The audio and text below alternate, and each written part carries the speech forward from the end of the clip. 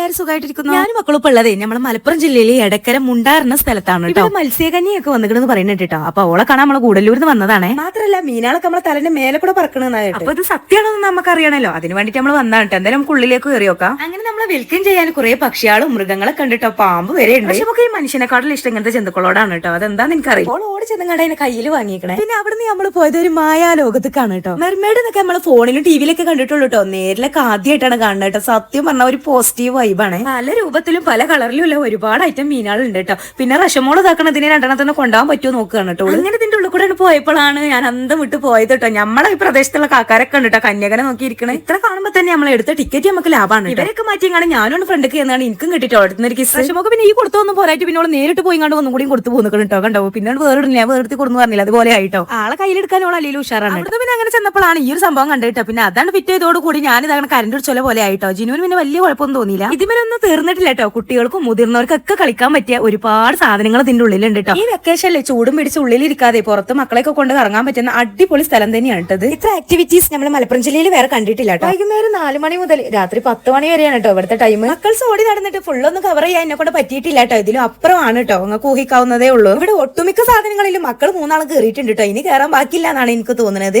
അപ്പൊ അവരും ഹാപ്പി ഞാനും ഹാപ്പി കേട്ടോ. കഴിക്കാനുള്ള സെറ്റപ്പും കാര്യങ്ങളൊക്കെ ഇതിന്റെ ഉള്ളിൽ തന്നെ ഉണ്ട് കേട്ടോ. അപ്പൊ ഈ വെക്കേഷൻ മറൈൻ മിറാക്കിൾസ് തന്നെ ആയിക്കോട്ടെ കേട്ടോ. അങ്ങനെ കന്യകനോടൊക്കെ ബായി നമ്മൾ വീട്ടിൽ പോകുന്ന അപ്പൊ അത്രയ്ക്കുള്ളൂ.